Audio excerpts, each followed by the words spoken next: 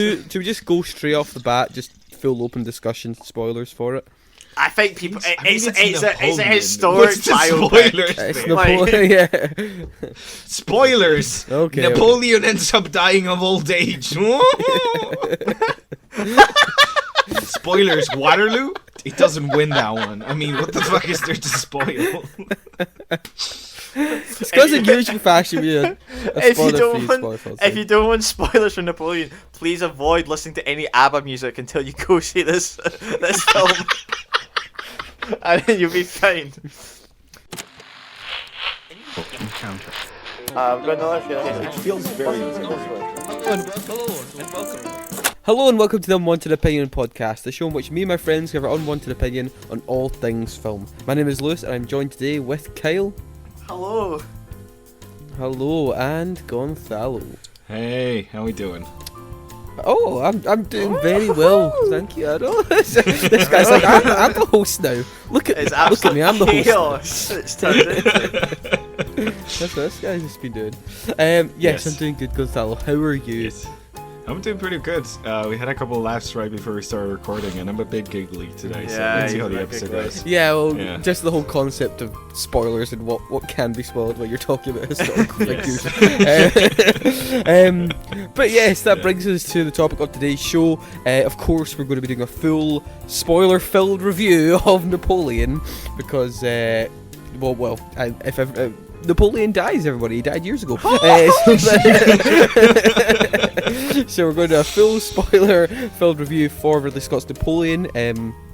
But first, I have a couple of reviews for Joanna Hogg's The Eternal Daughter and Todd Haynes' May December.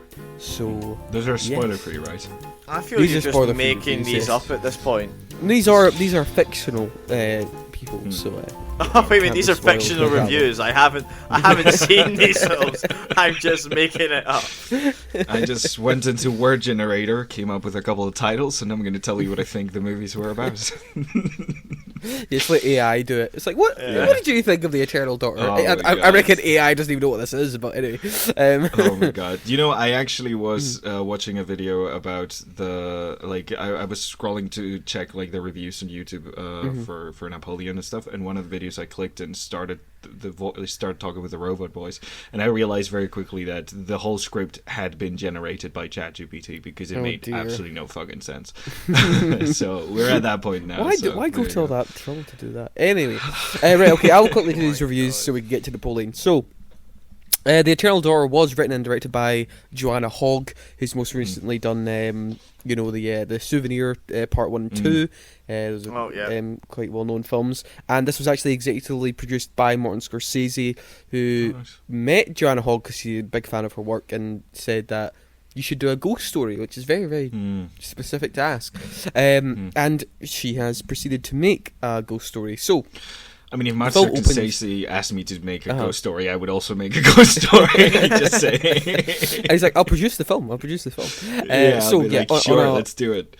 Yeah. The film opens, and you're travelling through this misty winter's night, and Julie, who's played by Tilda Swinton, and her mother, Rosalind, who's also played by Tilda Swinton, are travelling to an old hotel in the north of England. And this manor used to be her mother's home, like years during the Second World War and stuff. But upon arriving at this hotel, they're greeted by this cold receptionist who tells them they can't switch rooms. Oh, okay, it's a big ask to switch rooms, but all the keys are still there. There's no one there in the hotel, so why can't they switch rooms?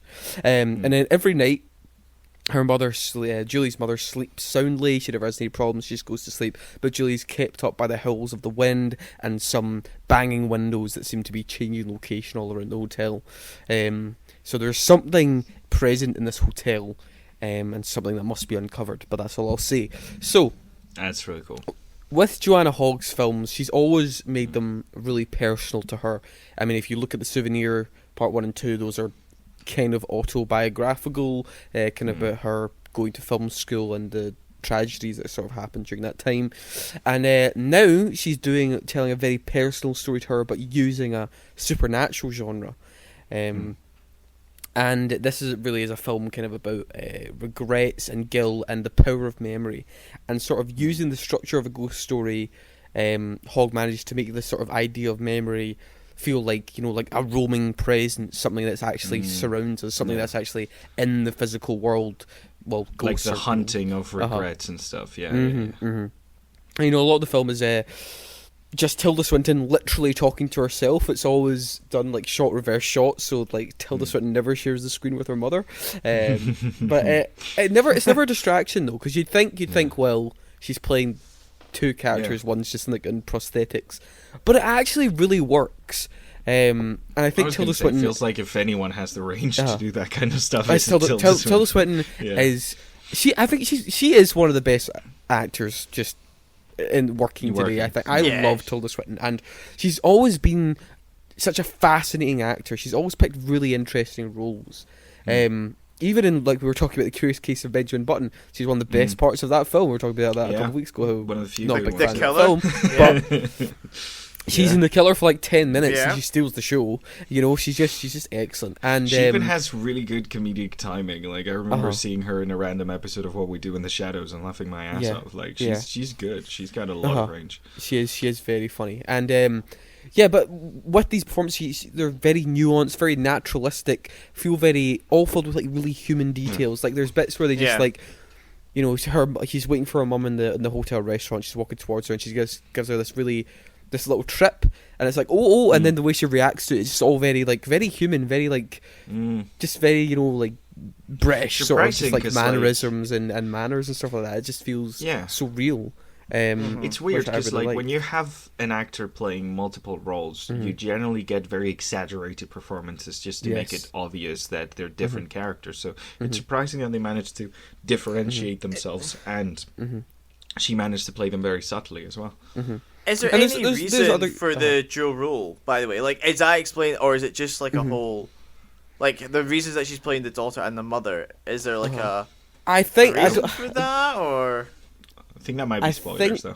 I know, I do that one. Is that spoilers, or is that? Yeah. I know Joanna Hogg. I mean, she's worked with Tilda Swinton in both the Souvenir films. Like, Tilda Swinton plays Joanna Hogg's mum in those films, and there's sort of something similar going on here. So, I think it's just Joanna. I think it just really relates to Tilda Swinton as an actor and a human being, and that has something to do with it as well. But there is more to it. Yeah. But with all that stuff, I think the film is really, really well shot by Ed Rutherford. He really managed to make this a really eerie looking film. There's just things of just like the way he utilizes shadows really good. Remind me actually think of like the Innocents. That is like the big haunted mansion with ghosts and stuff as well. And just the sort of like there's the way he like just sets up a shot in the halls at night, and you're like, oh, is there something there in the shadows? Or something there? I mean, this isn't like a 15 rated. This is like a 12A film. It's not like anything extreme or really horrifying. It's just it's very, very atmospheric, very creepy at times. See, that gets me even more than like blood and guts and stuff like that. Yeah. It's the some figure in the shadows that might be there but is not really there, or like what are you looking at, and that kind of thing really creeps me out, because it is the most like the kind of horror that we experience on a daily basis. Like that's the kind of stuff that gets you. And it's also aided by, it's not really a score, it's just like they have this vocal, like, ghostly cooing from just like one like person cooing, very cuckoo sort of thing, and you're like, but it's obviously double, it's more musical than that, and it's very, it has a lot of atmosphere, and it has some chills and Dark Souls boss music basically. It has some really good chills and stuff, and it's very surprising. There is a sort of something that happens, you're like, wow, you sort of, because you're sort of trying to figure out what's going on here, and then within like an instant, within the snap of her fingers, Joanna Hogg goes, this is what has been going on the whole time, and you're like, wow, just kind of shocking how it happens.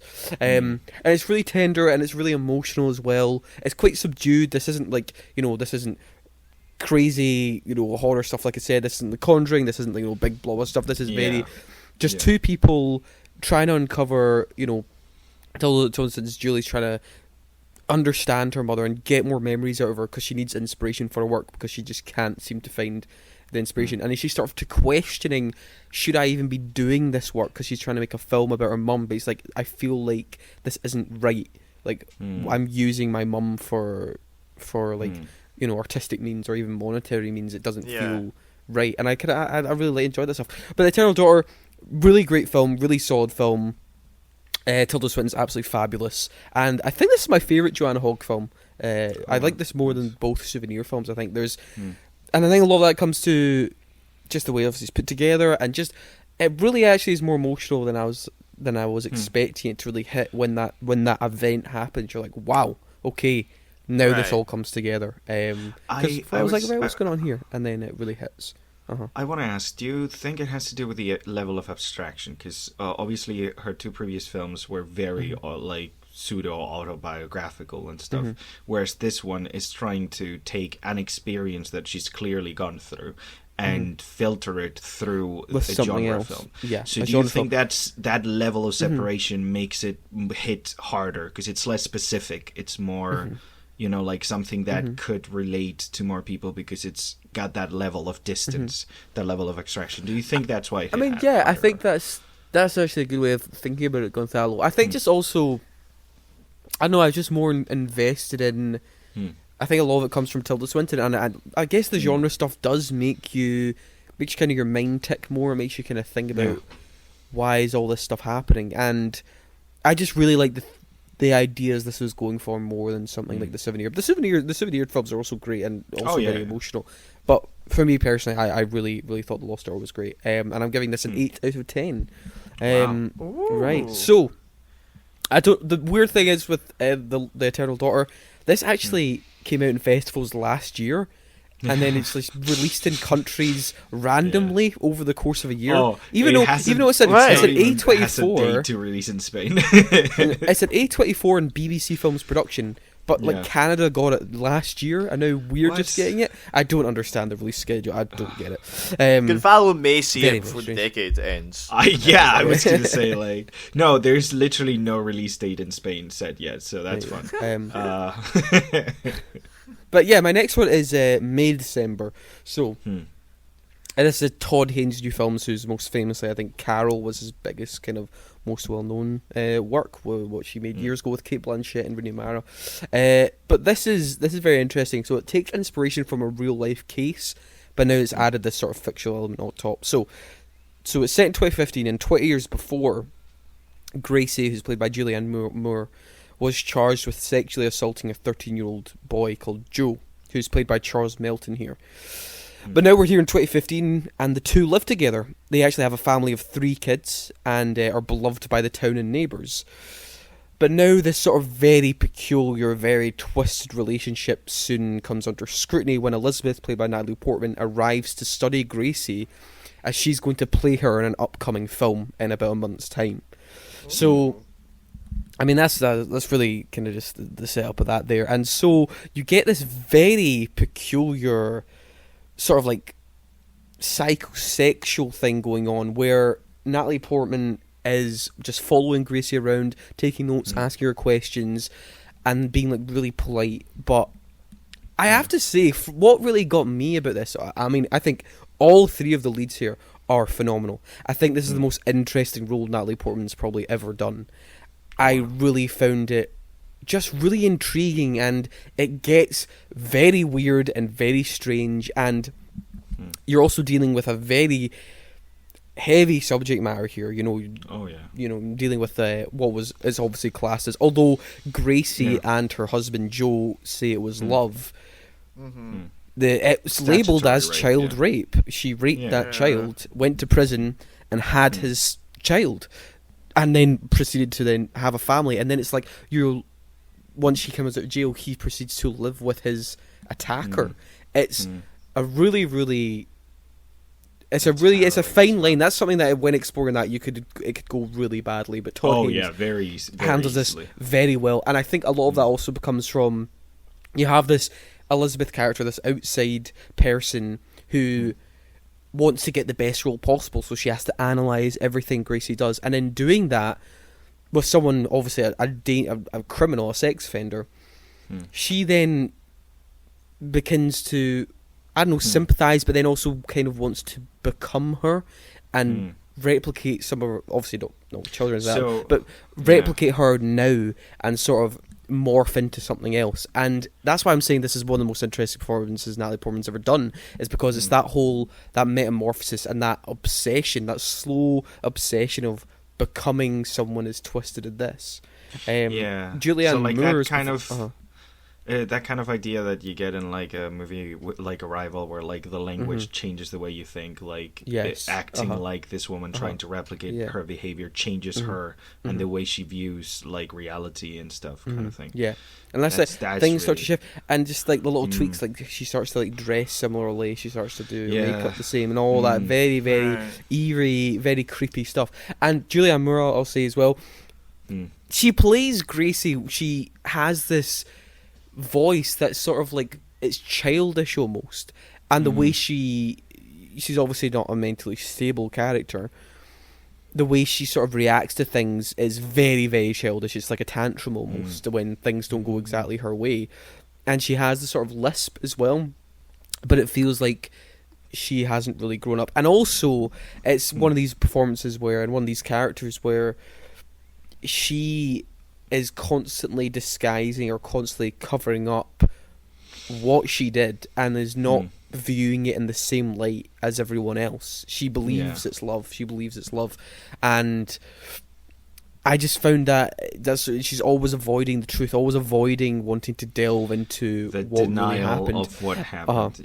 You do see that with a lot of like criminals of this kind of like thing, where like it's all about telling yourself that not only nothing wrong happened, but nothing happened, to the point where they lie to themselves constantly to live in like a different reality and stuff. Charles Melton, though, I mean, Kyle, I remember last week I was talking about Anatomy of a Fall, and I was like, the kid who plays Daniel in that film should be up for Best Supporting Actor. And we've got another one here. Charles Melton should be up for Best Supporting Actor this year at the Oscars. He is brilliant. He is absolutely phenomenal. And the weird thing is, Todd Haynes didn't want to cast him originally because he said he looks too good looking. He looks too much like a model. But he went to the audition and blew him away. And he is. I don't even know, because his arc is probably the most fascinating, because he's now, he's been in this position of, he's been with his attacker his whole life and now raised a family with them, and voluntarily done that, right? Because she obviously went to prison, and has voluntarily chosen to do this, right? So it must be love, right? It must be he actually does love her as well. But then you have this arc of someone who's starting to see the world, because you have this person coming in from the outside world now analysing everything about your life, and then you are starting to have to reflect on what your relationship is, what your family life's like. And he has the way he walks, the way his whole face, he just like is this empty vessel of a man, and it's really sad. And you really are. He's the character you obviously feel the most sympathetic for in this film. I mean, he's the most victim. It's really sad, and there's definitely towards how he's used in the third act as well. You're like, oh my god, you're just like, god damn, this guy. Really great. Also, weirdly, at points, actually has like a interesting like humor to it. Not with the subject matter, just like with certain scenarios and certain scenes. But it's a really fascinating film. Really, just a really peculiar one. It kind of reminded me a bit of like things like Vertigo or Phoenix, where it becomes that sort of obsession with trying to recreate something, and in Natalie Portman's character at least, and sort of just what performance becomes and is. And you have this whole thing with Joe as well. It's a really fascinating film, and I'm going to give this also an 8 out of 10. I think it's a really interesting couple watch. Of bangers. Yeah, a couple great films. Is this cinemas or this is cinemas in the UK till the 8th of December. Now it releases on Netflix in the States this weekend, but it releases on Sky Cinema for the UK next week. Don't know how that happened. I don't understand how Netflix funded a film and then Sky got the rights in the UK. You can basically watch it now. Or if you have Sky in the UK, you can watch it. It's very, but it's in cinemas till then. So odd. It's great. Yeah. But Sky has such a weird monopoly over your media. Like, you guys don't have HBO, so I don't know. Oh, shut up about HBO Max. Seriously. It's the one thing he owns over us. It's called to Max. Right, anyway, let's jump into Napoleon. So, Ridley Scott's Yes. Yeah, Ridley Scott's latest epic, of course. We'll get into this, I guess. So, the film opens, I guess. Where do we open again with this? So long. The death of the queens. Yes, Marie Antoinette. The execution of Marie Antoinette. Yes, and sort of the end, the ending days of the French Revolution. You now have post-revolutionary France, sort of in a state of what do we do now? Yeah, and there's simultaneously the Reign of Terror. The Reign of Terror. There's simultaneously you have this ambitious officer, Napoleon Bonaparte, is played by Joaquin Phoenix, who is basically seeing a gap in the sort of the right to rule France here in the sort of days post terror. And back then, obviously, France had a very post the revolution. They had a very organised and regimental military system, which you could rise up the ranks through. And he's now sort of seeing that as a chance to sort of vie for power. But look, I mean, how do you summarise Napoleon's life in one film? That's not going to happen. I'm very fascinated right now because I came into this movie knowing a lot about the history of Napoleon. I'm realising, and given exactly how you describe that, we definitely maybe knowing made the movie a lot better because Napoleon was he wasn't at the beginning. He was basically like a true believer in the idea of like the revolution and democracy and stuff, and it wasn't like historically it wasn't like a vie of power from his point, but he was like a follower at the start. He was like, I believe in this fully, I believe in everything, and it's not until later that he's given certain opportunities that he starts changing that. So it's interesting that you view it from the start as like let's vie for power, let's get there kind of thing. Because maybe it's just got to do with like that historical context that maybe the film does not show, and I just put that into the film myself. That's the main point of discussion. So I guess we'll just kind of go through our overall thoughts. Kyle, what were your overall thoughts on Napoleon? The way you say it, how can you summarise it? I think the ending words are pretty good, where it goes France, army, and then sex pest. I think that really just kind of describes the film of Napoleon pretty well. Overall, right, this is where I think we come into our biggest kind of divide of I didn't know much about Napoleon. Did I even know about anything about Napoleon actually before this film? Him dying was a shock to me, to be honest. I didn't know that was going to happen. But spoilers. I thought he was still alive. I thought he was still kicking.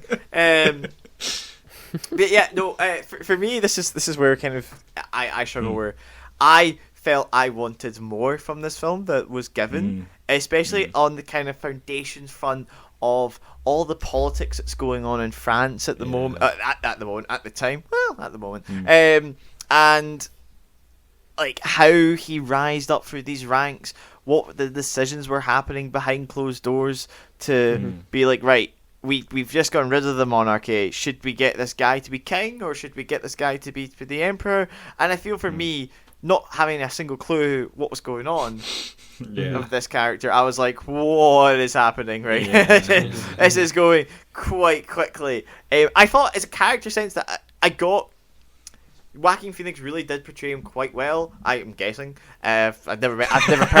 I've never met him personally. I've never met Napoleon, but like I kind of got what he was going for, where you do have like the duality of this guy who is like a real military man, really was just kind of a strategist, and then who a family man, a man who genuinely loved his wife, and was like obsessed with her almost to a certain extent, because there were points of the film that he clearly should have probably left her earlier.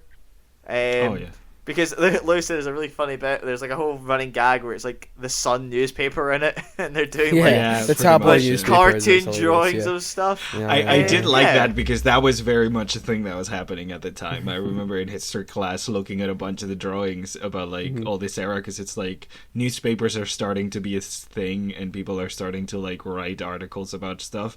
And the friggin' like drawings of people with big noses, like that's 100% a thing from the time. That was interesting. Okay, so Kyle, I guess I'm on this. I think the motivation going in here was actually quite smart, right?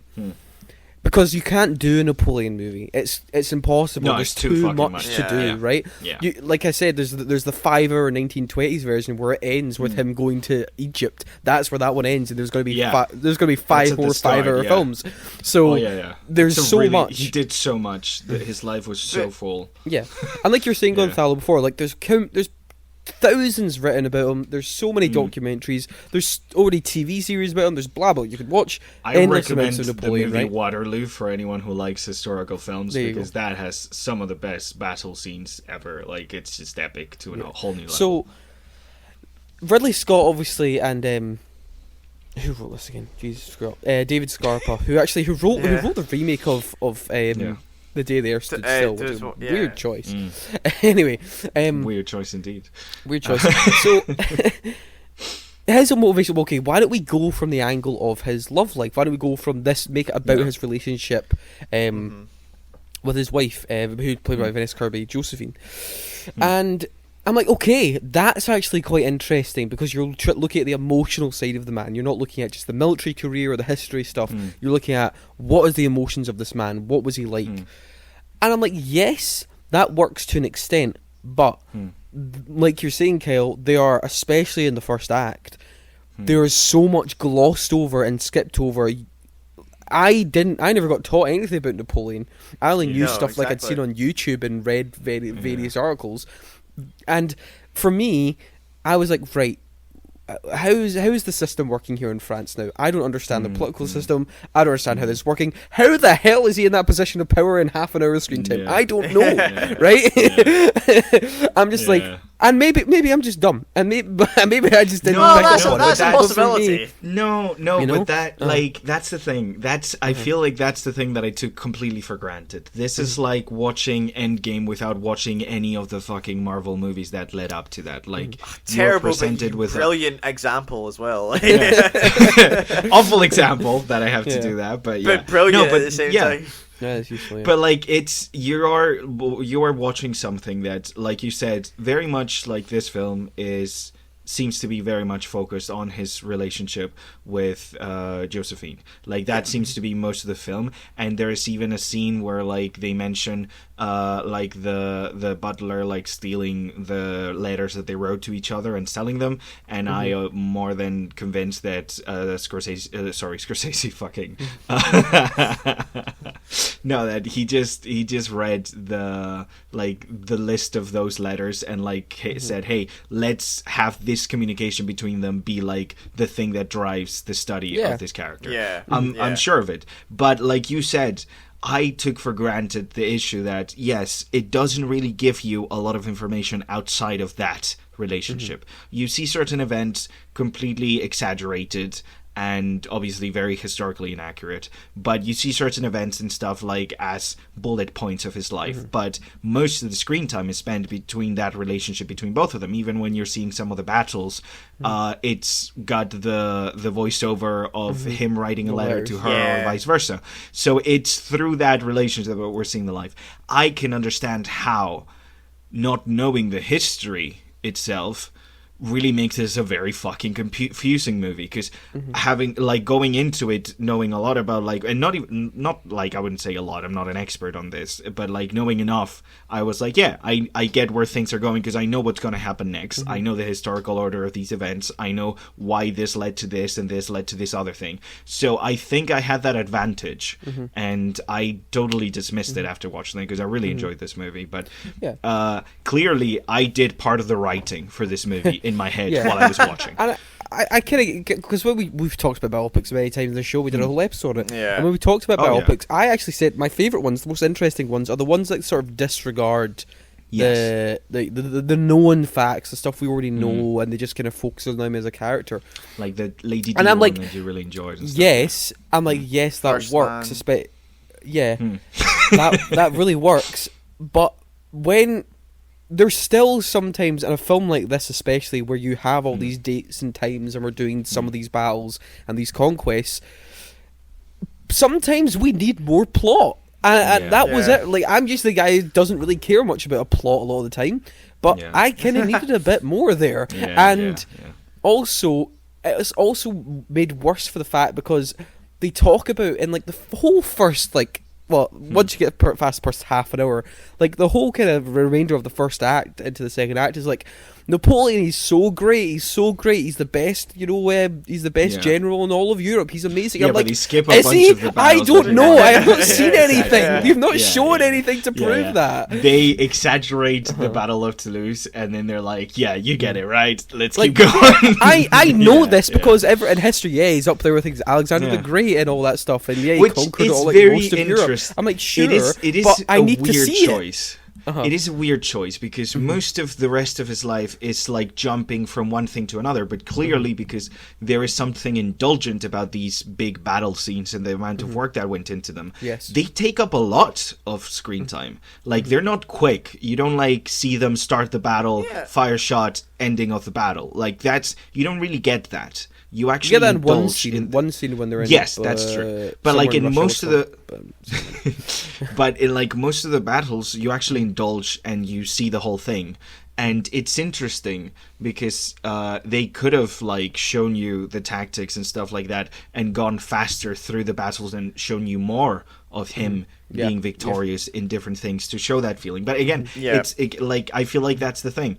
I really enjoyed it because I was literally like filling in the gaps with my own like preconceived knowledge of what was going on. And and like it's that kind of thing where like I know a lot about the battles and the history and the events and stuff, so I came to see something else. And I know what he's going for. I can see it, and I'm like, okay, you're also portraying him when we talk about the performances. You're portraying him as this very like volatile, childish man who has tantrums and like hissy fits, and he's practically a adolescent boy. He's completely like narcissistic and not emotionally secure at all. And I'm like, and the battles we do see of him, he loses half of them. There's like 3 battles in this, and it's because you get a bunch of 4, losing battles, don't you? And he loses, and you see him lose all the time. He loses in his love life as well. He is not a good husband, and I get the portrait you're trying to make. I guess just like look how shitty Napoleon was as a man and a person, and he's a failure at the end of the day. And I'm like, great, but also for me personally, I get what you're trying to do, but at points, I think just some of the dialogue scenes and some of the scenes between him and Josephine are just a little dull. Like, and that's it for me. It kind of comes down to the execution. Like, I know the motive, I know what you're trying to do. Yeah. I needed something set up before. That's fine. You're going for the emotional aspect. That's okay. We'll do it. But even at that, I find some of it a bit dull. I don't know about you guys. Did any of you feel that with? I don't know. I enjoyed most of it. I was very engaged between their relationship because of how crazy both of them were. And it's weird because they were both absolutely psychotic, but made quite the good couple, weirdly. And I really like the portrayal. I think she absolutely kills it, and it's weird to have a movie called Napoleon where Josephine takes over every time she's on screen. Because for me, she was. I'm sorry, Joaquin Phoenix. He did a good job, but she did an excellent job. So and I don't know.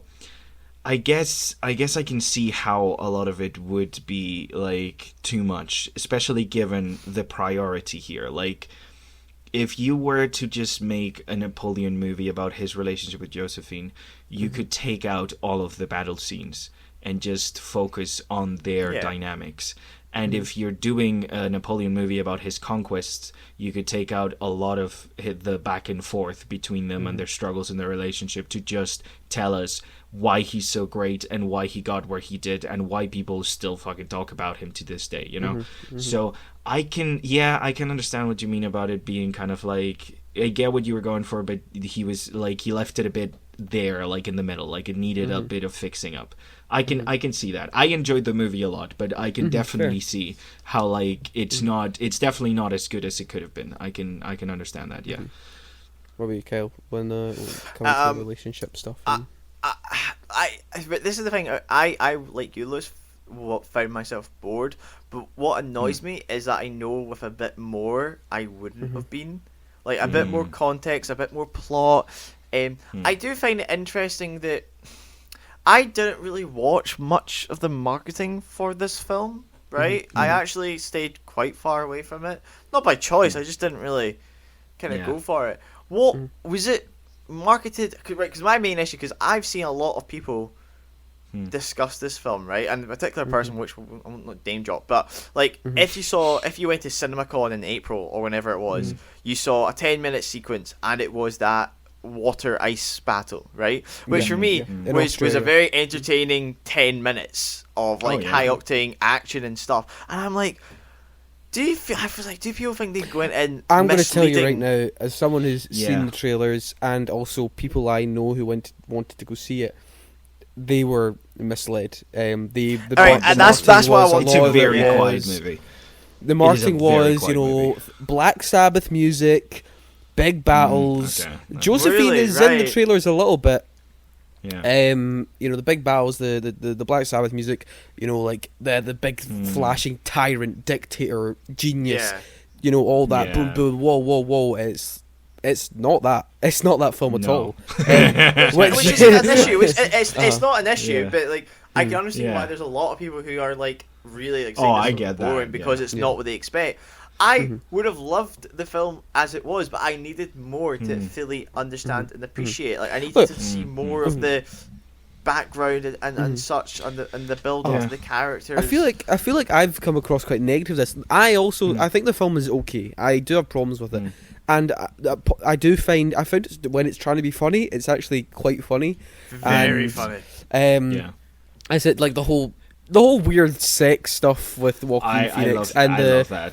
That stuff was funny. So fun watching that. It was all method acting as well, which is just incredible. He just walks on as a wee sex face. Okay, I do want to say a couple things. Outside of the film, I do not like how Ridley Scott has handled the historical inaccuracy criticism. I think he is a bit mad, isn't he? Yeah, I think he's a fucking asshole. And I really don't like how the scene where Josephine gets smacked was improvised. I don't think that's an okay thing to do. Was that improvised? It wasn't part of the script. If that wasn't talked about beforehand, that's the thing. Yeah, if that was discussed, if that was discussed with her before. Sure, great, awesome. Because I know a lot of like the improvised scenes are like, hey, I just thought of doing this. And they talk about it and they do it. That's quite concerning. Yeah. So if that was straight up, there's rolling and he just does that, then that's not okay. And I don't like it, and I don't think that is a good thing. But if it's just like, oh no, we talked about it beforehand. Hey, what if he slaps her when this happens? Okay, let's try do it. Then that's fine. Just wanted to clear my thoughts on that in case there's controversy after this episode comes out when we learn more about what happened. Yeah. But that no good. You shouldn't assault people. No. Yes. But look, like I'm saying, I just think I just found arbiter of morality over here. I just think I found myself a little frustrated with like all the complaints I already had, and I don't. When I say it's, I just at points I'm like. I don't know. I just feel like the pace feels quite weird with it. Like Vanessa Kirby and Joaquin Phoenix are great, and they're very, very watchable in their roles. But I don't know. At certain points, I'm like, it's weird because some things feel rushed and other things feel too long, and I'm like, it's a weird thing for me. That's strange because I actually really enjoyed the pacing of the film, but I guess again, it also has to do with the fact that like when they skipped through the French Revolution, and also FYI, he wasn't there when Marie Antoinette was decapitated. Yeah, but it looks cool though. So like when they skipped through all of that and stuff, like me like I was one of those kids that had like DVDs of like history documentaries and would watch that in my free time. So like I know like the events of what happened and stuff like that. So I guess getting more in depth into like their like characterization and what kind of people they could have been was really a lot more interesting to me. So I actually really liked how the pacing kind of like jumps through the major events, because for me just like a glance of like, oh, prisoners coming out, like a bunch of people coming out of prison cells, I'm like, oh, I know exactly what this is, the end of the rule of terror, all the people that were about to be executed get liberated and stuff, like skip. You know, like, it's like, I like, just with that glance, I understood what they were trying to tell me. So it's like I was speaking a different language. Like, I was like, yeah, no, I know what you're trying to tell me with that shot. I don't really need anything more than the people just coming out of the cell to understand what's going on. But for someone who doesn't know that, doesn't come in with that, then it's horrible communication, because you have no fucking clue what you're just looking at. So I personally think this movie was more enjoyable to me, but I also think that is incompetent filmmaking if you're trying to distribute it to a wider audience. Unless you market this to specifically people who, a group of people who are very much aware of the history, I will agree with you guys. That's just not okay to like have a movie where you just have a shot and expect people to understand what the heck was just happening there without, There's also, I mean, to be fair, look, we know a 4-hour version of this film is coming when it drops on Apple TV. And I was saying this to Kyle. I'm not gonna watch that. some of the issues I have, especially when it comes down to its first act and setting things up, a lot of these issues probably will be solved with that longer film. But the version we have right now has those issues, and that's the review we're doing right now. I mean, it's a 2.5-hour movie, and. Like I think we've talked about this when we talked about biopics. Like, you can just not tell the whole story from beginning to end. You can just focus on a part of like the person's life. And I think if they wanted to focus on his relationship with Josephine, they could have started started later while they were already together and focused on their divorce specifically, or like, you know, they could have chosen one aspect and focused the entire film on that if they wanted to go more in depth. But it's funny you say that, where it's like the 5-hour version literally just does a period of his life. It doesn't. You're right, Gafal, because for me, because like. The whole point, this is kind of more focusing on the relationship, because then after Josephine's death, it's like, are we just going, because it's like, well, let's just finish his life, let's do Waterloo and pretty let's much do Second Exile, and let's because after that point you're like, well, what's the point of this film if the point of the film is the relationship and his love for Josephine? Because that's the thing, and that's why, like, a lot of people, like, the whole thing with Waterloo, like, there was so much shit that led up to Waterloo, like. You don't really understand what's going on in the battle from watching this film, because it's like he's emperor again because the army likes him, and now Waterloo. That's not at all what happened. And it gives the impression of, oh, he lost this one battle, now he's lost in the exile, because clearly it's like, hey, Josephine is gone. The rest of his life really doesn't matter, but we kind of have to do Waterloo because it's the big downfall. I feel like the intention and what I got from it was like, hey, now that Josephine is no longer there, everything is downhill. That's why we always see his victories. That's what I got as well. Yeah, because we see his victories and stuff. And then he gets the divorce, and Russia happens, and then Waterloo happens, and then he dies alone, hearing her voice saying, "Hey, I'm going to be with you again." Yeah, you know? I think the way the Waterloo thing's portrayed here is that she dies, and then he goes, "Well, I've got nothing left to lose now. I'm just going to go out all in Waterloo," and that's obviously why they skipped so many details leading up to that to make this emotional. Yeah, it's story, like the only thing I have left now is France, and now I just lost France. But I also think. They should have probably doubled down on that more. See when he has the meeting with the Duke of Wellington in that boat. Yeah.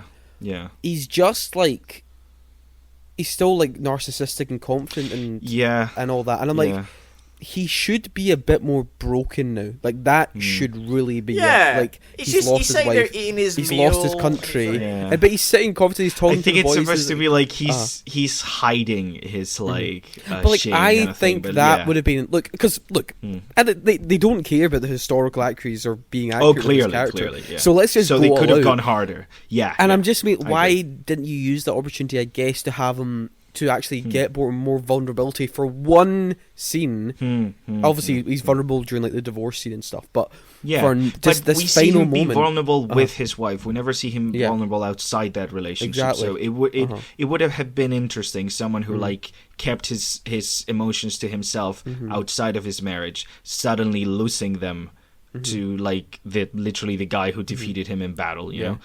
Even though I don't like the idea of making the Duke of Wellington look cool in any way. Played by Paul Everett, Prince Charming from Shrek, Yeah. He actually did a very good job. He did a really, really good job. He was in screen for very little, and he did a very good job at it. But very good. Yeah, I will say, I understand the intention, and I personally got the intention from the experience of watching it, and I really enjoyed it because it really felt like, hey, there's this guy who's rising in power, and then he meets this woman, and clearly their relationship is far from fucking perfect. But then it becomes this struggle between his ambitions and his wife. And there's a point where he chooses his ambition. He chooses France over her. Then he loses her, and then he loses France, and then he loses everything.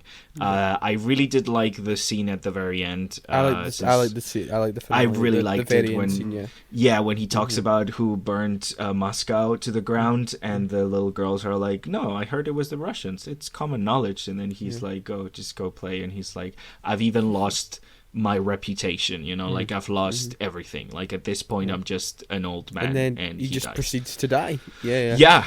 In a weirdly comical yet dramatic way, where he just falls sideways. I kind of like that. That could, yeah. I'm so glad they didn't add the thunk. I think the thunk would have made it very comical, but because there was a lack of the thunk.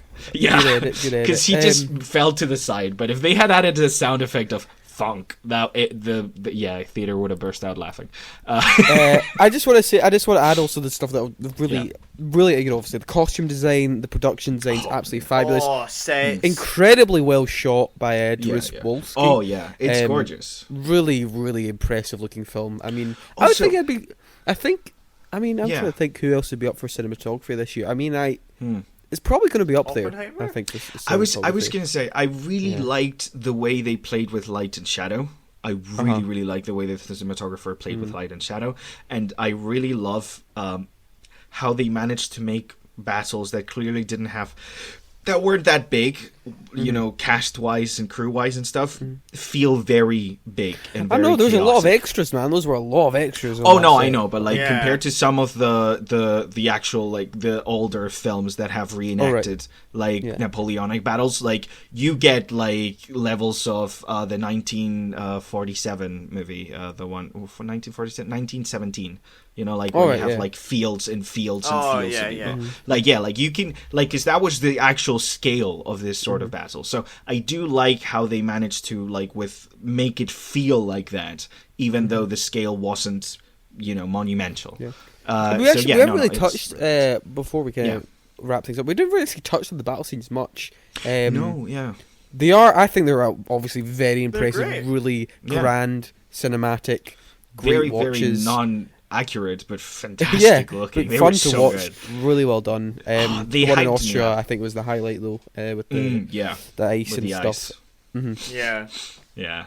Really impressive. That was brutal. They didn't need to add the ice to make that a massacre, but it just it took it to the next level of defeat. That was very impressive. Also, the whole stuff in Moscow, the empty city. I wonder how they filmed that. That's one of them. That's really amazing. I was during that whole thing. I was looking forward to the BFX breakdown of what they built, what they did with effects. So how they, because I really loved the empty Moscow, and it also feels like that is such a moment in history where it's hard to understand the grandeur of that moment, the fact that the king just literally emptied and destroyed the entire city of Moscow. This was one of the biggest cities in the world at this point, and it was just empty. Amazing. That is absolutely incredible, and I think they did manage to capture that. Yeah, it's a really impressive scene. Yeah. Sequence, scene with the throne room where he's just mad at the fact that he couldn't gloat about his victory. And after the city burns, birds are shitting on him. It was so good. It was so good. And after the city burns, how they just go back and they get the front of the winter. The fact that they weren't picked out by Russian soldiers, they just died to the winter. Thousands died. It was a big deal. Anyway, I guess we'll go into scores then. So, Gonzalo, what will you be giving Napoleon? I'm going to give it a 7 out of 10.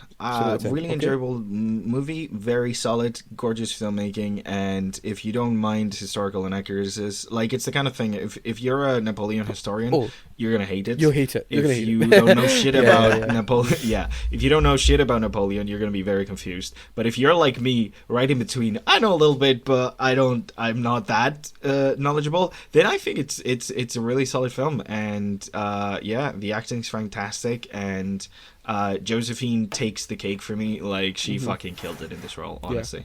Fantastic. Yeah. All right, that's me. Kyle. I'm gonna go for 6 out of 10 for this. I think it could, right, depending on what the 4-hour cut could be, it could be higher, but I think what I saw in the cinema, as somebody like Gonzalo saying, he doesn't know much about Napoleon, this is probably gonna go in the misses category for Ridley Scott for me. Give a hit and a miss with Ridley Scott. It's definitely go for miss. I mean, it's not levels of House of Gucci, though, right? Oh no, Jesus! I've not seen Gucci. oh my God! House of Gucci's half an hour longer than this. Keep that in mind. What? Oh my God! Yeah. From the last film that I saw of his, which was also a historical piece and dealing with what the truth is of the duel the last duel. You know, like how that handled like truth and accuracy and history. Yeah. I thought that was done a lot better than this in this kind of sense. So it's going to be a 6 out of 10 at the moment. I might watch the 4. No, I'll wait until Lewis watches the 4-hour cut, and if he tells me he improves on it, I will then watch the 4-hour cut. I was going to say, I'm not watching the 4-hour cut. I watched the 4-hour cut, and let's go, Kyle, 6.2. I'm like, well, I have to do it then. Kyle, I'm the same as you. I'm giving this a 6 out of 10. Production wise, it's fabulous. It looks brilliant. The battle sequences are, of course, epic. Ridley Scott knows how to do spectacle. Always has done. But like you, Kyle, I think it gets murky. We gloss over a lot of things that kind of is necessary. It's always the classic thing of show don't tell. I needed to know. I know Napoleon's a great leader. I know that. But don't just say it. Come on, show me how great he is. Even if it's a montage or something, man. Just I don't know. That's sort of missing from it. I like Phoenix in this bratty role. Vanessa Kirby also phenomenal. And that relationship dynamic is interesting, but the film is imbalanced for me in the sense it's like, what aspect are we focusing on? Really, I didn't get. I don't know. I just felt like I needed more from it, or less, I guess, from other aspects. Like, you know, it just feels a bit uneven in that on that for me. It's like Gonzalo was saying. In its course. And I have some pacing issues with it as well. But yeah, a 6 out of 10 for me. It's decent. I still recommend seeing it on a big screen just for those battle scenes alone. Yeah, those are absolutely. good. And I want a film like this to do well. So. Can we evolve from the phrase "jump the shark" and just call it "shot the pyramid"? Because I feel like I don't know. Fonzie would be about. I will say inaccurate as hell, but how fucking awesome was it when it's a great shot. Shot the pyramid. That was so good. That was so good. That was so good. Sorry. Have you seen that Transformer edit, Gonzalo? Oh my God! I will send it to you. I will find it and send it to you. But yes, I guess that will wrap up today's show. So, thank you very much, Gonzalo, for joining me. Absolute pleasure as always. And thank you, Kyle, as well. You're welcome.